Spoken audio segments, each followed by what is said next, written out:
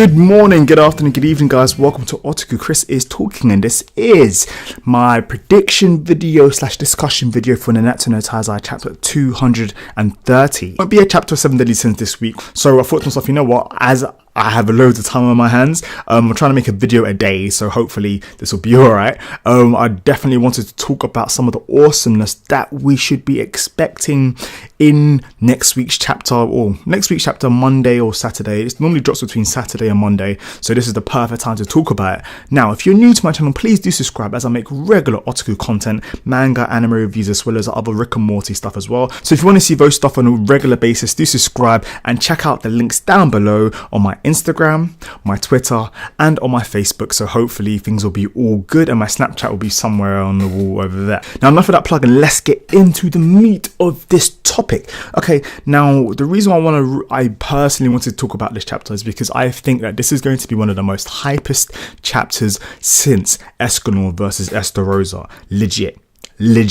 Since ESCANOR versus Estarossa. Now, here's the thing. At first, I would have thought to myself, you know what, ESCANOR's obviously going to win because this is ESCANOR. He's able to take out 3 of the 10 commandments. Estarossa, who at that point was extremely OP and he had like a power level of over 50,000, and ESCANOR was able to take him out. Obviously, it did take a lot of his energy, but it still wasn't midday. We don't know how strong ESCANOR is at his strongest, and he was able to take out the strongest of the 10 commandments then. But what's kind of crazy is at the end of last week's chapter, Merlin actually states no to ESCANOR. When he's in this mode, you will not be able to defeat him. And ESCANOR with a power level of over 50,060 can't defeat MELIODAS. Now, why is that? Why would she be saying this? So I think obviously since the last time MELIODAS fought any of the other like 10 commandments, he's had a huge power up, especially since his power up of facing against the Demon King and then fighting his inner demons as well, when he had to see Elizabeth die over and over again, and just like a whole bunch of things have happened to him since then that he's actually been able to tap into his real potential. And I actually checked on the Battle Versus wiki, and it actually states that MELIODAS' power level is supposedly right now at 60,000. That is fucked. And at 60,000, I don't really understand like why he's so goddamn OP, but he's on 60,000 right now, which is almost 10,000 more than ESCANOR, which is hella crazy. And just to show you kind of what's going on is DIANE, when she's done Ballot's Dance, she's actually on around, I think so, like 48,000, which is crazy because that's one of the biggest boosts anyone's had in 7 Deadly Sins. Now, I want to kind of read out some of the feats and stuff from some of these websites. I will leave the links for these websites down below. Okay, so I want to start with ESCANOR. Now, I was originally going to kind of just go through the whole feats that ESCANOR has done, but from the sheer fact that he's able to take out 3 of the 10 commandments alone, it's dumb. He's able to take out Estarossa, this guy who nobody could take out, the same guy who killed MELIODAS, the same guy who stabbed all 7 of MELIODAS' hearts. That is crazy. And that in itself is a feat. And then he was able to take out Ganon the Great, and another feat, he was even able to take out Meliscula, is that her name? He was even able to take out Meliscula when it was nighttime. When he was in skinny mode, he used the sun inside himself. The love for Merlin was able to bring out that mode. ESCANOR's OP, which is what makes this so fucking hype. And what made it worse was what made it worse was the fact that he said, you know what, I guess it's time for me to babysit, and then he summons his sacred treasure. What in the actual fuck? He straight up summoned the sacred. There was no like fist fighting. So he obviously respects MELIODAS, which I think is super fucking cool. Sorry if I'm looking down there. I realized that the camera's there, but like my screen is down here. So let me put my screen at the same time so it looks like if I'm talking to you guys. It looks like I'm fucking talking down to you guys. But yeah, so I thought that was like hype in itself. So I'm actually really interested to see how much stronger Nakaba has actually made bloody MELIODAS, because he needs to be able to do this. But so now I'm at a point where it's kind of like, okay, if ESCANOR isn't able to take out MELIODAS, Does that mean that Escanor's pride will go down? What will happen in that situation? Because Escanor is supposed to always be the strongest, always meant to be at the pinnacle of everything. Whereas in Meliodas right now, he's like at 60,000 roughly, as the website says, that I'll leave the link down below. But if so, then he's easily stronger than everyone else. But at the same time, Zeldorus's power level is meant to be around 60,000 or more than that. So because he's been actually bestowed the Demon King's power as well, which is fucking crazy. So either A, this battle's going to go on so crazy that it's going to draw. I don't think, personally, I don't think that this fight is going to be completed in next week's chapter. I think it's going to be the same thing as Escanor versus Estarossa, where it happens over 2 or 3 chapters, but I don't think it will be concluded. And I feel like if it's concluded, then one of them's going to take a huge L. If Meliodas takes a huge L, it's kind of like unfortunate because he's been taking so many losses for such a long time. And obviously, like, he's been winning before, but before he was going against people with power levels of 3,000 and 4,000 and 6,000, and when he ends up going against one of the 10 commandments with power levels of 25,000 and 30,000 and 40,000, he wasn't able to hold his own. So I personally want to see Meliodas hold his own versus Estarossa, who has a power level over 50,000, somebody who is of that caliber.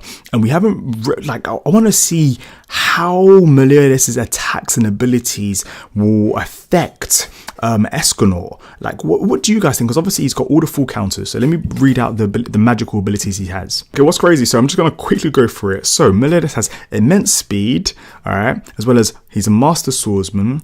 He has a keen intellect, longevity. Fuck, I can't fucking speak today. Enhanced durability, enhanced endurance. Or he's a demon, which increases his strength even more. But he wasn't like he was fucking weak in the first place. Increased speed, black matter, which has self-healing, enhanced durability, weapon creation. Oh yeah, as well as flight, as well as dark matter magic attacks, which doesn't really have a name. And at full power, he has enhanced magic power again. Oh, fucking hell. And an immortality curse. So he's immortal as well. As well as that, he has abilities. Now, his abilities are full counter, as we know, which kind of deflects any magical ability, which I think is pretty cool. He has counter vanish, which, with his, as it says here, with his palm facing an incoming attack, Meliodas folds his thumb and little finger. He then, rather than reflecting power, attacks completely disperse, and nothing works against them. So that's pretty freaking epic. He has revenge counter.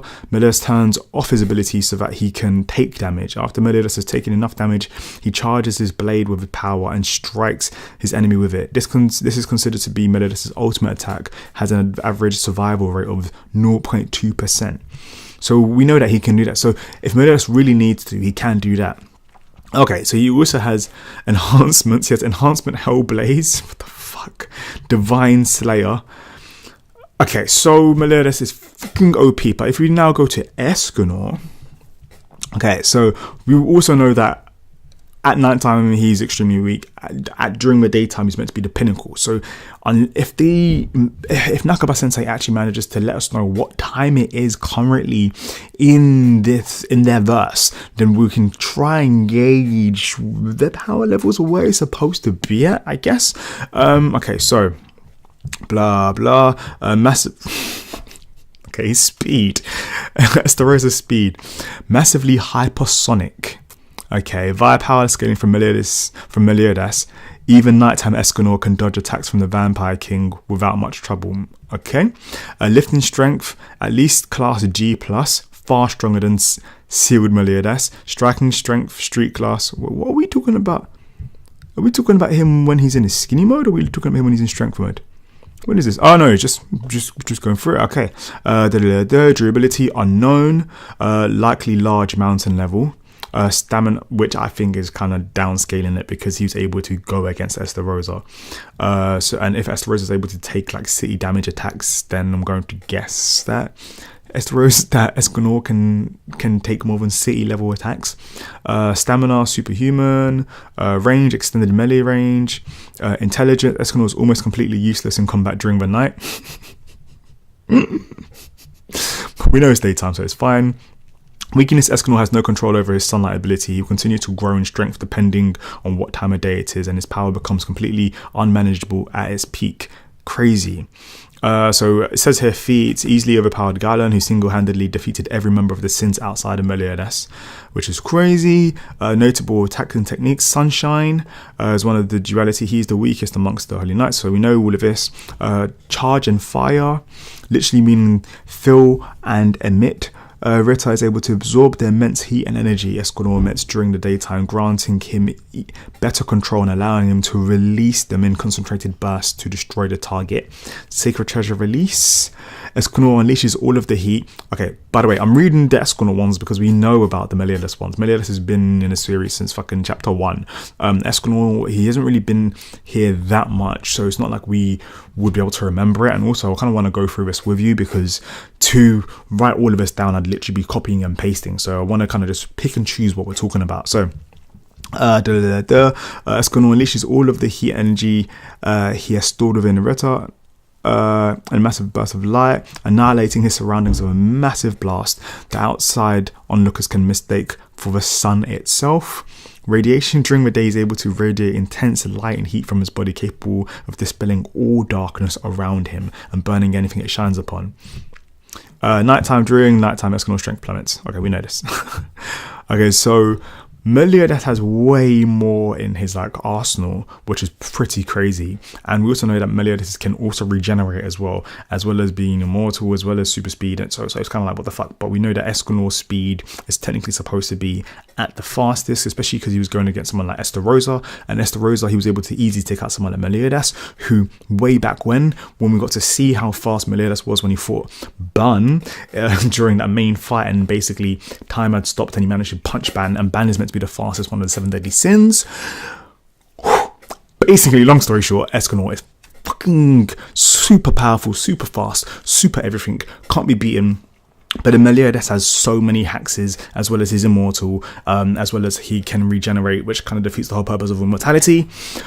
So much is going on, guys. So much is going on. I'm fucking excited.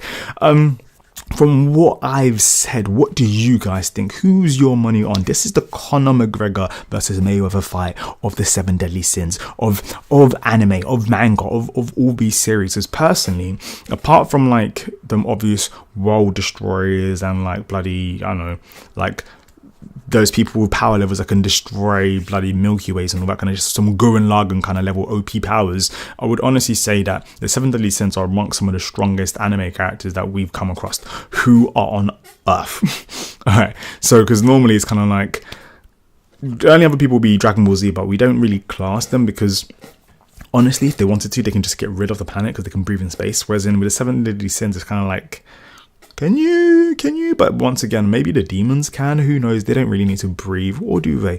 So many questions going through my head. I've had a huge coffee, so I'm all over the place. My personal money is on none of them.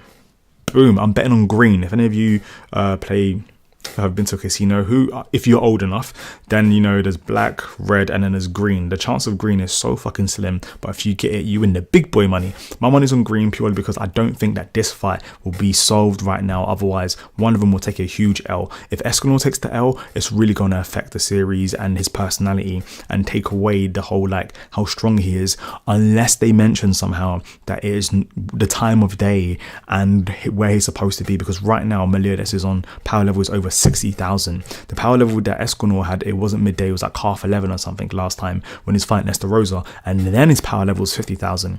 So maybe he's able to draw for more the more intense the fight gets, because if he can draw out the power of the sun at nighttime, then imagine his capabilities if he needs to, if he absolutely has to handle a MELIODAS with a power level over 60,000. Anyways, that is this video. It's a lot crazier than I thought it was going to be. Let me know your thoughts. If you enjoyed this video and you want more like this, do subscribe. Let me know down below in the comment box who you're rooting for. If you agreed with me, did you want me to go into more depth? I could talk a lot, but I didn't really want to take too much of other people's stuff, so that's why I'm going to leave you with the sources and let you guys decide for yourself. I'm going to try to see if I can make a poll and share an anime amino. If you're an anime amino, ChrisIsTalkin, I'll leave the link somewhere, and yeah, I'll see you guys soon. I'm fucking excited, man. Woo.